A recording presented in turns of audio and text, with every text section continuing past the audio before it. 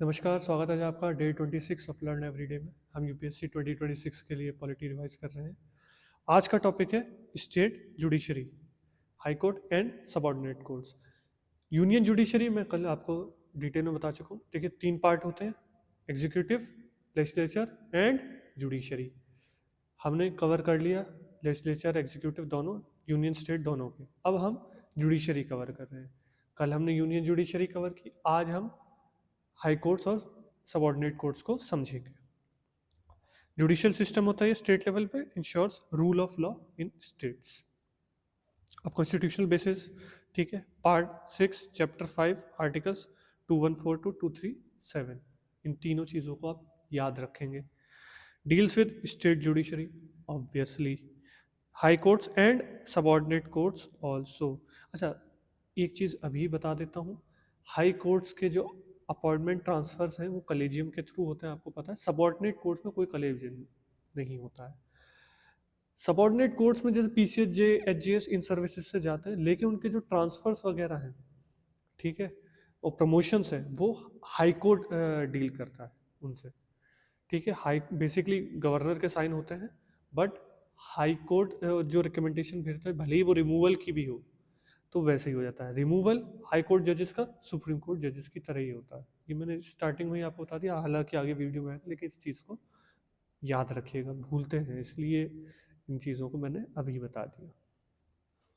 High court establishment, article 214, one high court for each state. अच्छा, इसका मतलब ये नहीं है one separate high court for each state. Her state के पास एक हाई कोर्ट जाने के लिए होना चाहिए। हर स्टेट के पास एक अपना हाई कोर्ट भी होना चाहिए। दो अलग अलग स्टेटमेंट है, ठीक है। यानी हर बच्चे के पास एक पिताजी होने चाहिए, ठीक। पर इसका मतलब ये नहीं है कि हर बच्चे के पास अपने अपने अलग अलग पिताजी होने चाहिए। भाई बहन भी तो हो सकते हैं, सेम ये स्थिति है। तो एक ही हाई कोर्ट अपॉइंट किया जा सकता है कि भाई ये 2 स्टेट्स के लिए है, पंजाब हरियाणा, ठीक है। या इस स्टेट के साथ साथ ये एक यूनियन टेरिटरी के लिए है। अगेन इस पे क्वेश्चन आया है। Provision for common high court. Composition of high court, article 216, chief justice of high court, जैसे सुप्रीम कोर्ट में होते हैं वैसे सिमिलरली यहाँ अदर जजेस appointed by president. Subordinate courts में governor, supreme court high court में president. Appointment of high court जजेस, article 217, president appoints consultation CJI, governor और हाई कोर्ट चीफ जस्टिस, ठीक है। बाकी लेकिन अब कलेजियम सिस्टम चलता है उधर भी, जिसमें हाई कोर्ट के chief justice plus 2 senior most जजेस। जजेस केस मैं आपको पिछली वीडियो में क्लियर कर ही चुका हूँ। सेकंड जजेस केस से कॉलेजियम सिस्टम आया था, थर्ड जजेस केस से उसे मजबूत किया गया और हाई कोर्ट और सुप्रीम कोर्ट दोनों के लिए वो किया गया। ऊपर चीफ सुप्रीम कोर्ट में chief justice plus 4 senior most, इधर सीजीआई मतलब chief justice of high court plus 2 senior most जजेस ऑफ हाई कोर्ट ओनली। अच्छा, सीजीआई जैसे मैं अभी स्लिप ऑफ टंग मेरा होने वाला था, सीजीआई हाई कोर्ट में नहीं, सीजीआई मतलब चीफ जस्टिस ऑफ इंडिया, मतलब सुप्रीम कोर्ट का ओनली, ठीक है। आप ये tongue of slip of tongue मत करिएगा।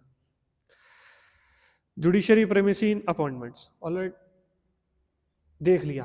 एग्जीक्यूटिव, अभी मैं एग्जीक्यूटिव का आपको बहुत बढ़िया एग्जांपल दूंगा, एग्जीक्यूटिव का, लेजिस्लेचर का, कि जो पॉलिटिसाइजेशन अगर इनके ट्रांसफर्स का हो गया तो क्या दशा होगी हमारे देश की। बहुत बढ़िया एग्जांपल मैं इंक्लूड किया है, देखते रहिए।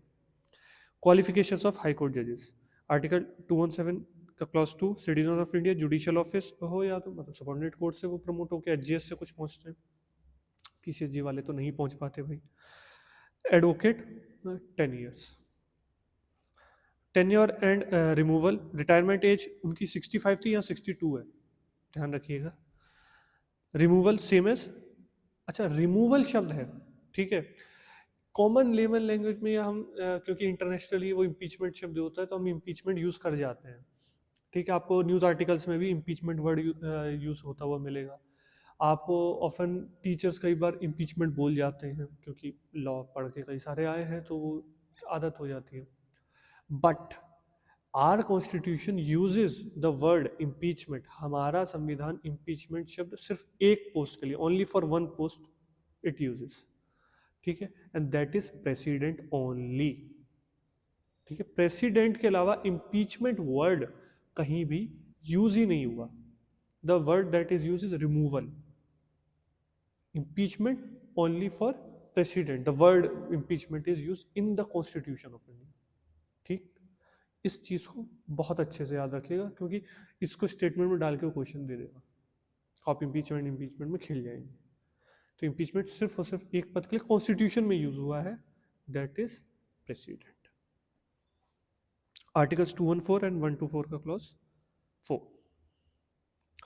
अब जो लैंडमार्क केस है ना, हमारे कलेजियम हटाने से पहले जो चीज़ आती है कि भैया कलेजियम में 1000 बुराइयां हो लेकिन भैया बना रहे, ठीक है, उसको बेहतर करो, कलेजियम को भी बेहतर करो, मतलब उसमें ताकि आम लोग भी जा सके, ऐसा करो, उसमें से नेपोटिज्म हटाओ, लेकिन कलेजियम को सेपरेट ही रखो। इस केस में Tamil Nadu temple Dargah case and जज रिमूवल कंट्रोवर्सी। केस क्या है भैया, परनकुंद्रम हिल है मदुरई में, तमिलनाडु में। तमिलनाडु में आपको सबको पता है एक ऐसी सरकार है जो एंटी हिंदू या प्रो मुस्लिम कह लीजिए, मतलब वो वोट बैंक पॉलिटिक्स, कोई किसी एक धर्म के जात के कुछ नहीं होते, जहाँ वोट दो वहाँ मत्था टेक देंगे। ठीक है, तो इशू ये है कि लाइटनिंग ऑफ कड़ी गई दीपम, ठीक है, एक वहाँ पे क्या है, देखो मंदिर है सुब्रमण्य स्वामी मंदिर, उसके बाजू में एक दरगाह है। ठीक है, मंदिर एंशियंट टाइम्स का है, दरगाह भी 14th सेंचुरी की है, दरगाह भी काफ़ी पुरानी है। तो वहाँ पे एक स्तंभ है जहाँ पे एक ज्योति जलाई जाती है। ठीक, तो उसके खिलाफ कोर्ट में चले गए कि भाई ये ज्योति नहीं जलाने देंगे, तो वो पिटिशन डाली कि भाई ये ज्योति जलाने दीजिए, भाई हमारा तो सालों पुराना ट्रेडिशन, आप कैसे मना कर सकते हैं। जज ने केस में साफ बोल दिया कि भैया ज्योति आप जला सकते हैं, वो तो मंदिर के प्रेमाइसेस पे है। ठीक है, on an ancient deepam stambham located near Sikandar Bahadur Shah, ये दरगाह है, सुब्रमण्य स्वामी टेम्पल है, तो टेम्पल के प्रेमाइसेस में ये ज्योति है, आप जलाइए। मद्रास हाई कोर्ट में गया, सिंगल जज बेंच थी, जस्टिस GR स्वामीनाथन, इनका नाम याद रखिए, जस्टिस GR स्वामीनाथन। इन्होंने सिंगल जज बेंच, ठीक है, इन्होंने ये डिसीजन दिया कि भाई मंदिर के प्रेमाइसेस में है, सालों से आ रहा है, क्यों खाम खां की लड़ाई कर रहे हो, जलाओ अपने ज्योति, तुम अपने दरगाह में अपनी तरह करो, मंदिर में अपनी तरह होने दो, है ना, हिंदू मुस्लिम भाई भाई। लेकिन मैंने आपको पहले भी प्रेम्बल वाली वीडियो में याद करिए, ये जो ऊट पटांग मैंने कविता सुनाई थी, पर उसका अर्थ बहुत सही है कि हिंदू मुस्लिम अगर सिख ईसाई आपस में करो लड़ाई से ही तो उनको वोट मिलेंगे। तो जजमेंट इन्होंने दिया कि allowed lightning of temple Jyoti holding is pass of long standing religious practice, आपके पुरानी रिलीजियस प्रैक्टिस है, जलाओ यार दरगाह में, अपनी तरह कोई डिस्टर्बेंस किसी को भी नहीं की जाएगी। पॉलिटिकल रिएक्शन ये देखिए, Tamil Nadu state assembly pass the resolution condemning the जज ऑर्डर। 120 MP पार्लियामेंट में, क्योंकि हाई कोर्ट का रिमूवल पार्लियामेंट नहीं कर, हाई कोर्ट के जज का रिमूवल पार्लियामेंट ही कर सकता है, आपके स्टेट असेंबली के पास वो पावर नहीं है। ठीक है, इवन सबऑर्डिनेट के लिए वो पावर नहीं है, वो हाई कोर्ट के पास है सबऑर्डिनेट के लिए, हाई कोर्ट और सुप्रीम कोर्ट दोनों के पार्लियामेंट के पास है रिमूवल का प्रोसेस, और वो स्पेशल मेजोरिटी वाला। ठीक है, स्पेशल मेजोरिटी मतलब 50% ऑफ टोटल मेंबर्स और 2/3 ऑफ प्रेजेंटेड वोटिंग, वो वाली चीज़। ठीक है, तो 120 MPs ने बाकायदा फाइल कर दिया कि लोकसभा स्पीकर के पास कि इनको खिलाफ रिमूवल का रेजोल्यूशन चलाया जाए। जी हाँ, इस जज के खिलाफ जिसने पीस बनाने की कोशिश करी, कल्चर बचाने की कोशिश करी, हिंदू मुस्लिम सिख ईसाई आपस में है भाई भाई, ये चीज बचाने की कोशिश करी, इनके खिलाफ रिमूवल का प्रोसीजर आप चलाइए। ये है भाई सच्चाई हमारे देश की।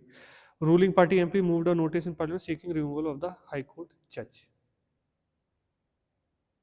इसलिए मैंने बताया था NGAC को क्यों रिजेक्ट किया गया। कल की वीडियो दोबारा से देख लीजिएगा अगर नहीं देखी है तो, और नहीं समझ में आया तो एक बार फिर से उस चीज़ को समझिएगा। वो 2 मेंबर्स के हाथ में जो वीटो पावर होना, क्यों सुप्रीम कोर्ट अड़ गया कि नहीं भाई ये नहीं होने देंगे। इवन रिटायर्ड सुप्रीम कोर्ट जजेस कह रहे हैं कि हाँ भाई नेपोटिज्म है, इसका मतलब ये नहीं है कि आप NGAC लाएंगे, आप NGAC कलीजियम से कुछ बेहतर सिस्टम लेके आए जिसमें ताकत सुप्रीम कोर्ट के पास ही रहे, इंडिपेंडेंस ऑफ जुडिशरी जो बेसिक स्ट्रक्चर है केशवानंद भारती केस से वो बना रहे, पर इंडिपेंडेंस पे आंच नहीं आनी चाहिए, क्योंकि वरना ये हाल होगा। और जिस पार्टी की सरकार होगी, जिसको जहाँ से वोट मिल रहे होंगे, उनके लिए डिसीजंस दिए जाएंगे, ऊट पटांग डिसीजन दिए जाएंगे, दंगे फसाद कराए जाएंगे। नायक फिल्म में सब देखा होगा, वो रियलिटी से बहुत ज़्यादा दूर नहीं है। खैर, independence of high courts, security of tenure same उसी तरीके से, fix service conditions, contempt powers, article 215 वही कोर्ट ऑफ रिकॉर्ड है दोनों, सुप्रीम कोर्ट हो चाहे हाई कोर्ट, ठीक है, कंटेम्प्ट दोनों में लगता है, ठीक है। उसी चीज़ से जैसे सुप्रीम कोर्ट में होता है वैसे ही हाई कोर्ट में उसी तरह इंडिपेंडेंस बनाई हुई है, और ईश्वर करे भाई ऐसी बनी रहे। Jurisdiction of high courts, original jurisdiction same वैसे ही है, बस सेंटर स्टेट या स्टेट के मैटर्स हाई कोर्ट नहीं ले पाते। रिट जुरिस्डिक्शन में ये सुप्रीम कोर्ट से भी आ गए, जैसे आर्टिकल 32 के अकॉर्डिंग उनका सुप्रीम कोर्ट का मेजरली फंडामेंटल राइट्स तक रहता है, इनका अदर लीगल राइट्स तक भी जाता है। appellate jurisdiction and supervisory jurisdiction. Writ jurisdiction 226 for fundamental rights, also for other legal rights, wider than Supreme Court. ठीक, इससे रिलेटेड एक क्वेश्चन आया था, उसमें बहुत लोग गलत करके आए थे, वो उस पर हम चर्चा करेंगे। Case law, writ jurisdiction, L Chandra Kumar 1997, high court judicial review is basic structure. ठीक है, जो हाई कोर्ट जुडिशियल रिव्यू में बात कर रहा है वो जुडिशियल बेसिक स्ट्रक्चर की बात होगी, मतलब हाई कोर्ट का भी बेसिक स्ट्रक्चर पे कंट्रोल है कि हम we will be the ones who will define what is basic structure, not just supreme court but also high court, basically the judiciary will define what is the basic structure. Supervisory jurisdiction, article 227, control over subordinate courts, ठीक है, ensures judicial discipline. अच्छा, इसमें लेकिन select हो गए वो PCSJ और HGS जैसे सर्विसेज से आते हैं, जो कि स्टेट सर्विसेज कमीशन ज़्यादातर कराती हैं, यूपीएससी नहीं कराती उन्हें, हर स्टेट का अपना अपना होता है। ट्रांसफर ऑफ हाई कोर्ट जजेस, आर्टिकल 222, प्रेसिडेंट में ट्रांसफर केसेस, एसपी गुप्ता कल बता चुका हूँ, सकल चंद शेठ 1977, ठीक। ये भी सुप्रीम कोर्ट के पास पावर होती है, one high court to another high court. Subordinate, इस पे भी क्वेश्चन आया है। Subordinate courts, article 233 to 237, district जजेस, सिविल एंड क्रिमिनल कोर्ट्स, जो आपके डिस्ट्रिक्ट कोर्ट्स होते हैं, ठीक है, ये उनके लिए, जो आप पीसीएसजे कई सारे जो लॉ के स्टूडेंट्स होंगे आप में से, वो तो तैयारी भी कर रहे होंगे। अपॉइंटमेंट ऑफ डिस्ट्रिक्ट जजेस, article 233, governor in consultation with high court. In statements को याद रखिएगा, मैं इसलिए इंपॉर्टेंट स्टेटमेंट्स आपको दे रहा हूँ जो आपको रिवीजन के लिए ज़रूरी है।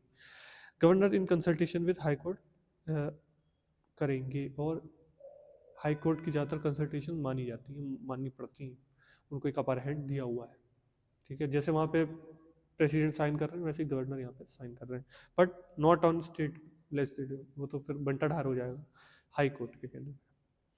Control over subordinate courts, article 235, complete control with high court, ठीक, समझा चुका हूँ इसको।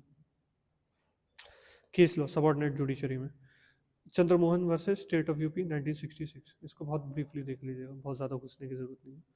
अब क्वेश्चन लेते हैं भाई, ठीक है, आपका 2012 का क्वेश्चन है। With reference to supreme court of India consider the following statements, the supreme court has original jurisdiction to settle disputes between the government of India and one or more states. जैसा कि मैंने कल आपको कहा था कि supreme court और high court के मैं क्लब करके कराऊंगा, तो उसी तरह से मैं आज करा रहा हूँ, क्योंकि मुझे लगा बेहतर समझ पाएंगे अगर दोनों क्लब, और दोनों को क्लब करके ही पढ़िएगा तो बेहतर हो, कम चीज़ें रहेंगी, जल्दी रिवाइज कर पाएंगे। Second statement, the supreme court has power to issue writs only for the enforcement of fundamental rights.